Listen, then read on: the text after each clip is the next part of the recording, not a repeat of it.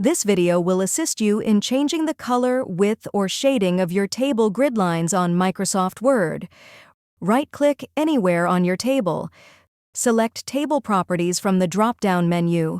Select Borders and Shading from the dialog box.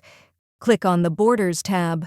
On the left-hand side, under Setting, there are a number of options including Box, All, Grid, and Custom. Choose Grid Setting. Choose your style, color, and width. Click OK.